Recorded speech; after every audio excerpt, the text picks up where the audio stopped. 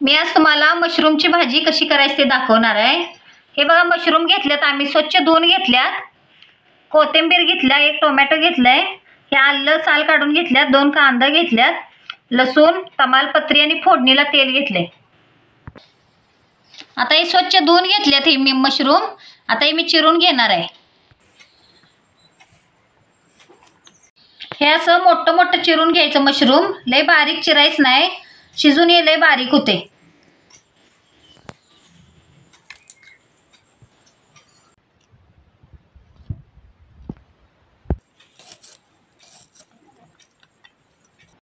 आता ही कढई गरम झाल्या, ह्या जरा तेल टाकतो आणि चिरलेलं मशरूम आहे मी तेलात गरम करून घेणार आहे।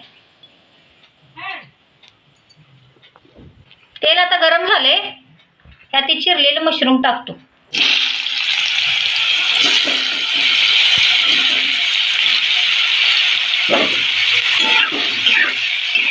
त्याचं तेलात चांगलं गरम करून घ्यायचं, म्हणजे हाताला कच्चं लागत नाही।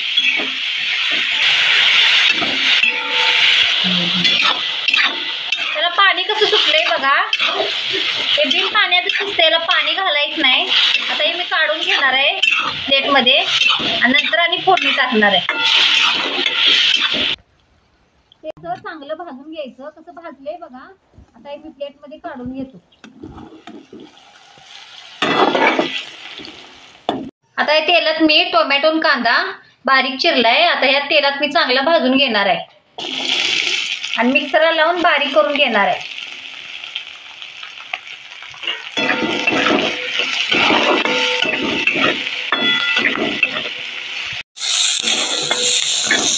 हे असं तेलात चांगला टोमॅटो आणि कांदा भाजून घेतलाय, आता हे मी मिक्सरला बारीक करून घेणार आहे।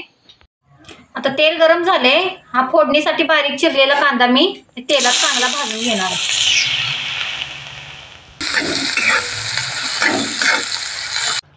आता यात थोडीशी बडीशेप टाकणार आहे।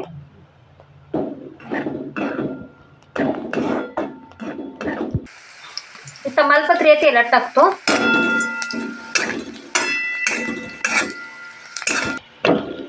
आता कांदा चांगला तेलात भाजलाय, आता आलं, लसूण आणि कोथिंबीर मिक्सरला बारीक केल्या, आता हे तेलात चांगली भाजून घेणार आहे।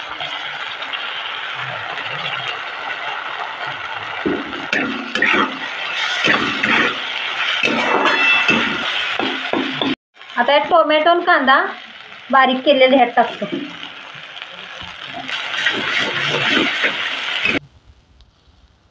आता असाच मसाला चांगला तेलात भाजून घ्यायचा, त्यात थोडा गरम मसाला टाकतो।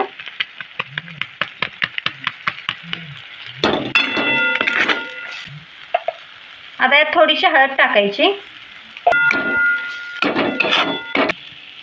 लाल मिरची पावडर थोडी टाकायची,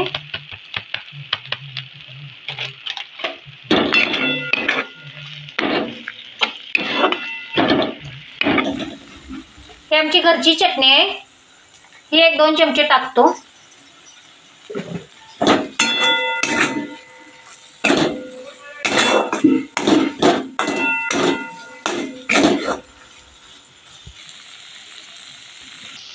आता हे मशरूम या मसाल्यात असं टाकून एकसारखं चांगलं हलवायचं।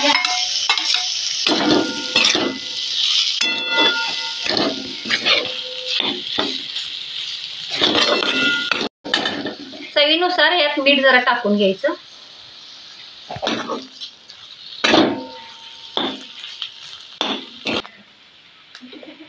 हे गरम केलेलं पाणी आहे, गरमच पाणी घालायचं, गार पाणी घालायचं नाही।